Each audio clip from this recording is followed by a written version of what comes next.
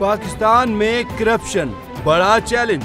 बैनुल अक़वामी मालियाती fund IMF ने report में होशरुबा इंकशाफात करते हुए कहा, पाकिस्तान में बदउनवानी ताहाल संगीन चैलेंज बनी है। करप्शन मुआशी सरगर्मियों और इदारा जाती कारकर्दगी को मुतासिर कर रही है। करप्शन के बायस रियासती इदारों का कंट्रोल कमज़ोर होता है। टैक्सों का दुरुस्त और शफाफ इस्तेमाल यकीनी नहीं हो पाता। पाकिस्तान में ज़रूरत से ज़्यादा रेगुलेशन और रुकावटें हर शोबे की तरक्की को मुतासिर कर रही हैं।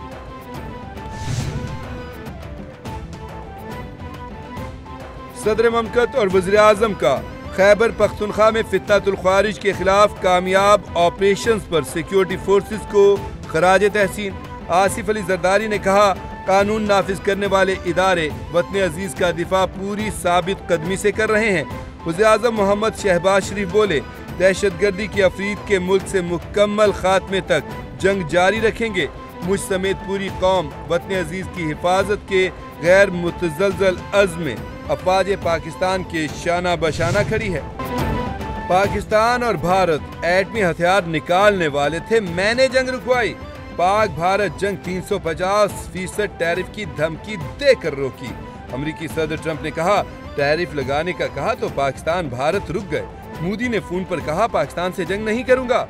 पाक भारत जंग रोककर करोड़ों लोगों की जान बचाई। वज़ीर-ए-आज़म मोहम्मद शहबाज शरीफ ने जंग रुकवाने पर शुक्रिया अदा किया। मैंने 8 जंगें रुकवाई, तनाज़ात को हल करने में माहिर हूँ।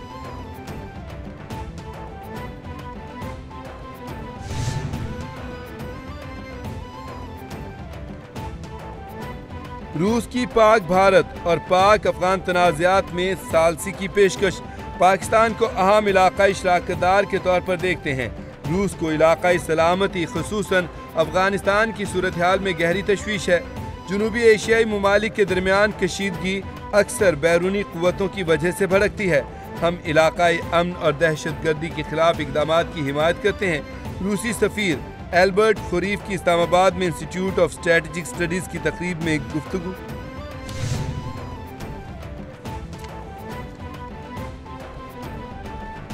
चीफ जस्टिस सुप्रीम कोर्ट की ज़ेर सदारत जुडिशल कमीशन का इजलास तलब। चीफ जस्टिस याहिया अफरीदी की ज़ेर सदारत जुडिशल कमीशन का इजलास 2 दिसंबर को होगा।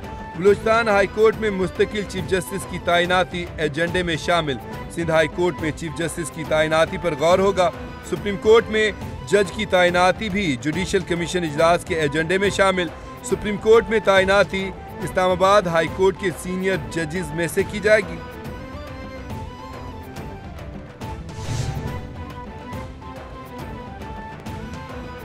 कहीं ये केस भी आईनी अदालत का तो नहीं बनता? कहीं ये केस भी आईनी अदालत का तो नहीं बनता? दुनिया में जहां आईनी अदालत कायम है, वहां इब्तिदा में दायरा इख्तियार का मसला दरपेश रहता है। पुलिस तफ्तीश और इखराज मुकदमा के केस के दौरान जस्टिस मोहसिन अख्तर कियानी के अहम रिमार्क्स। जस्टिस मोहसिन अख्तर कियानी ने कहा कि शुरू में आईनी अदालत के दायरा कार का यहाँ भी मसला रहेगा। जब केस मुकर्रर होगा तो यहाँ वाले कहेंगे सुप्रीम कोर्ट का दायरा इख्तियार है। नई तरमीम की रोशनी में वकला और जजेस को भी। वज़ीर आला सिंध सैयद मुराद अली शाह से एशियाई तरक्याती बैंक की कंट्री डायरेक्टर इमाफिन की मुलाकात। ADB के ताउन से जारी तरक्याती मंसूबों का तफसीली जायजा। एशियाई तरक्याती बैंक की सिंध में तरक्याती मंसूबों के लिए इजाफी फंड्स की यकीन दहानी। रेड लाइन पर काम दोबारा शुरू होने पर वज़ीर आला का इजहार इत्मीनान। मुराद अली शाह ने कहा कि अवाम के लिए ADB के मंसूबे खुशाइंद हैं। ट्रांसपोर्ट, पानी, मौसमियाती तहफ़्फ़ुज़ में पायदार इक़दामात जारी रखेंगे। Olympic gold medallist Arshad Nadeem ने एक और गोल्ड मेडल जीत लिया। सऊदी अरब में इस्लामी यकजहती गेम्स में कौमी हीरो ने पाकिस्तान का नाम दुनिया में रोशन कर दिया। अरशद नदीम ने जैवलिन थ्रो के फाइनल में 75.44 मीटर की पहली थ्रो की, 83.5 मीटर की दूसरी, 82.48 मीटर की तीसरी और 77.6 मीटर की चौथी थ्रो करके फाइनल जीता। पाकिस्तान के मोहम्मद यासिर दूसरे नंबर पर, उन्होंने चांदी का तमगा हासिल किया।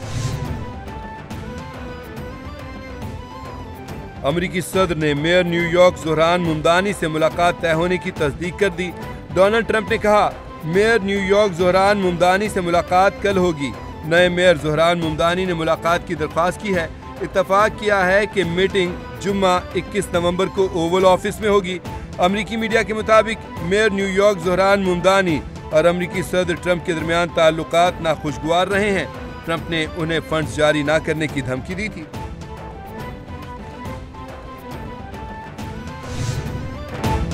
امریکی صدر کا سوڈان جنگ کے خاتمے پر جلد کام شروع کرنے کا اعلان۔ کہا سعودی ولی عہد چاہتے ہیں کہ سوڈان کے حوالے سے کوئی مضبوط اقدام کروں۔ سعودی ولی عہد کی درخواست پر سوڈان تنازع پر کام شروع کریں گے۔ واضح رہے کہ سوڈان میں 2023 سے حکومتی فورسز اور باغی ملیشیا کے درمیان جھڑپیں جاری ہیں۔ گزشتہ ماہ بھی باغی فوج ریپڈ سپورٹ فورس نے الفاشر شہر پر قبضہ کر لیا تھا۔ اس دوران 2000 افراد کو قتل کیا گیا۔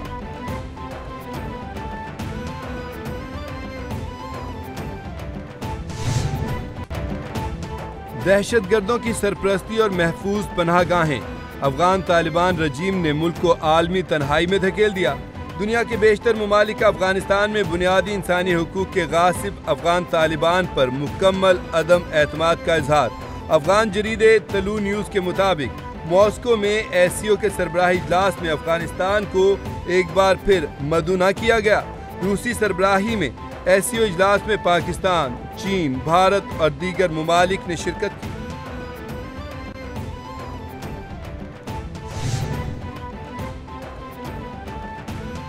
مسلمانوں کے خلاف نفرت انگیز رویہ مکروہ اقدام۔ سوسائٹی میں مسلمانوں کے خلاف نفرت انگیز رویے کی کوئی جگہ نہیں۔ برطانوی وزیراعظم سر کیئر سٹارمر کا پارلیمنٹ سے خطاب۔ کہا مسلمانوں کے خلاف نفرت انگیز رویے سے نمٹنا ہوگا۔ ہماری حکومت مساجد اور مسلم اسکولوں کی حفاظت کے لیے فنڈنگ میں اضافہ کر رہی ہے۔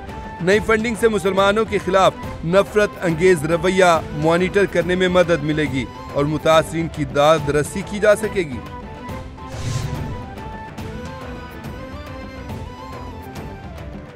اسرائیل کی غزہ میں جنگ بندی کی خلاف ورزیاں جاری۔ بمباری سے مزید 28 فلسطینی شہید۔ اسرائیلی فوج نے غزہ سٹی اور خان یونس میں فضائی حملے کیے۔ عرب میڈیا کے مطابق شہداء میں ایک ہی خاندان کے 5 افراد شامل۔ اسرائیلی فوج کا حماس کی فائرنگ کے جواب میں فضائی حملے کرنے کا دعویٰ۔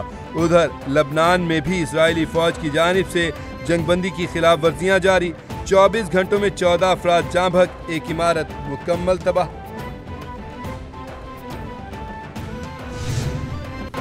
اور ترقی پسند انسانی حقوق کے علمبردار اور اردو کے عہد ساز شاعر فیض احمد فیض کی 41ویں برسی آج منائی جا رہی ہے۔